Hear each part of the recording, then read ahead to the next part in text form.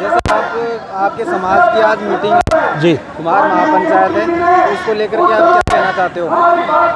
हम ये कहना चाहते हैं कि ये जो आज जो जागृति आई है, ये आगे के लिए भी अनवरत बनी रहे और आगे भी इस प्रकार के आयोजन होते रहेंगे तो इसमें जागृति बनी रहेगी। क्योंकि प्रजापति समाज एक संतोषी स्वभाव का समाज है, जो संतोष में रहना पसंद करता है। न कोई पटरी उखाड़ने वाला, न कोई बड़ा मारपीट करने वाला, न कोई आंदोलनकारी, ऐसा समाज रहा है, शांत प्रिय समाज रहा हुआ। इसलिए वो क्या, इसको अनवरत, इस मशाल को अनवरत आगे जगाना पड़ेगा, आगे रखना पड़ेगा। तो यहाँ इतने लोग इकट्ठे हुए हैं, जी जी, तो ये क्या संदेश देना चाहता है समाज?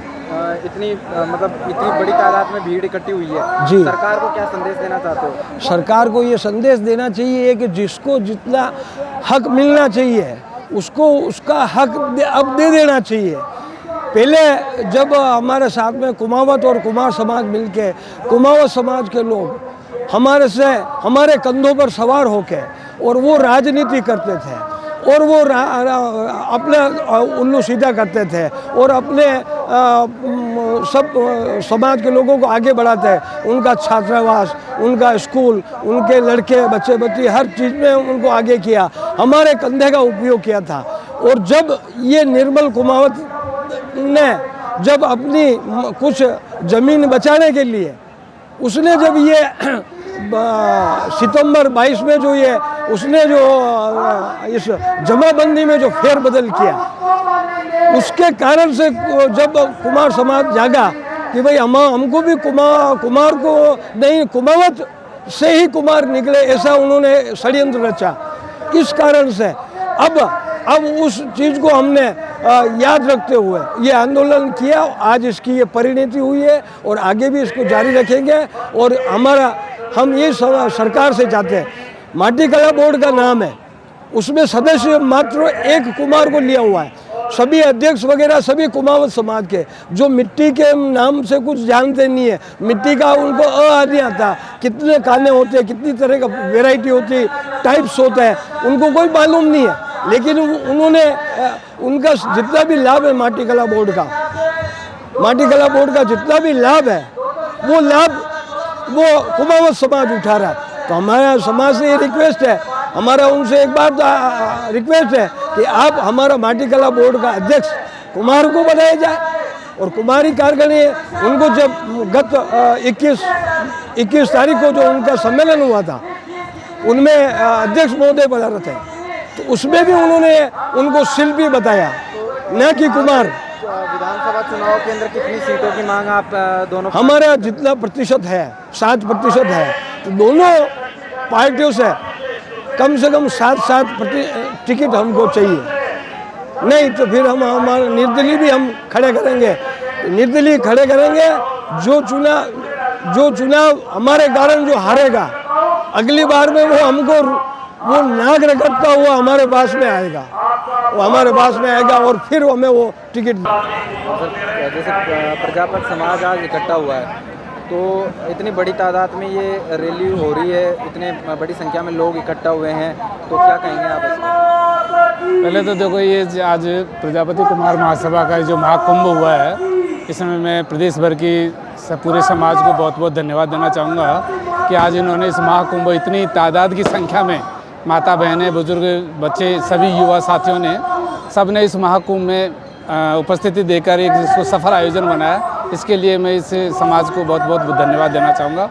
आखिर में ये समाज इसको यहाँ आज ये महाकुंभ करने का जो उद्देश्य था, वो उद्देश्य ये था कि एक सरकार को ये अंदाज़ा चेतावनी करवाना कि समाज के अंदर प्रजापति कुमार समाज है तो कम से कम 20% की आबादी के अंदर भरा हुआ है। और राजनीतिक स्तर पे, क्योंकि आने वाले समय में राजस्थान के अंदर विधानसभा चुनाव होने वाले हैं, और विधानसभा चुनाव में मैं जहाँ तक समझता हूँ कि राजस्थान के अंदर कम से कम 20 विधानसभा क्षेत्र तो ऐसे हैं कि जिनमें विधानसभा के चुनाव जो हैं प्रजापति कुमार समाज के भरोसे ही MLA बनते हैं। तो हम ये चाहते हैं कि इस महाकुंभ का संदेश यही देना है कि राज्य सरकार को और राष्ट्रीय दल की जो दोनों पार्टियां हैं कि वो कम से कम 10-10, 20-20 टिकट हमारे समाज को भी दें। क्या कारण है कि ये जो राष्ट्रीय दल हैं वो आपकी आबादी 7% आप बता रहे हो, तो उसके बावजूद भी क्यों नज़रअंदाज किया जा रहा है आपके समाज को? नज़रअंदाज देखो, इसमें समाज का भी कारण है कि समाज के लोग ज़्यादातर ना तो शिक्षित होते हैं और ना ही राजनीतिक जो भागीदारी खुद भी लेने में इच्छुक नहीं रहते। लेकिन यदि राष्ट्रीय स्तर की जो पार्टियां हैं, अगर ये राजनीतिक हिस्सेदारी अगर ये समाज के आदमियों को अगर बनाना चाहती है, तो मैं जहाँ तक समझता हूँ समाज का हर आदमी राजनीतिक हिस्से में भाग लेना चाहता है और वो ऊपर उठना चाहता है। लेकिन एक अशिक्षित होने की वजह से या कमज़ोर वर्ग होने की वजह से ये राजनीतिक जो राष्ट्रीय स्तर की पार्टियाँ हैं ये इनको तवज्जो नहीं दे पा रही हैं। और इस महाकुंभ का उद्देश्य यही है कि समाज ये जागृत करना चाहती है कि सरकार को कि समाज इस प्रजापति कुमार जो समाज है वो समाज तादाद से की संख्या में खूब है और अगर चाहें तो हर कम से कम 20 विधानसभा सीटों का ये जो परिणाम है ये चेंज कर सकती है।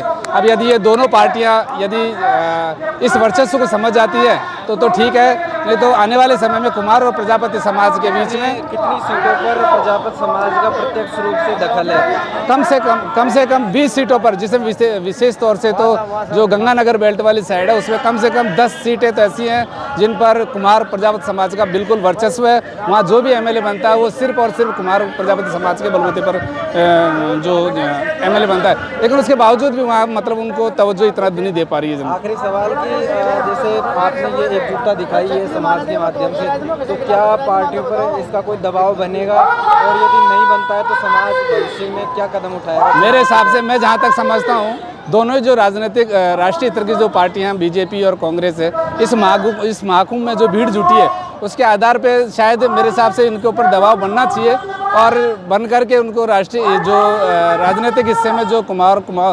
प्रजापति समाज को हिस्सेदारी देनी चाहिए।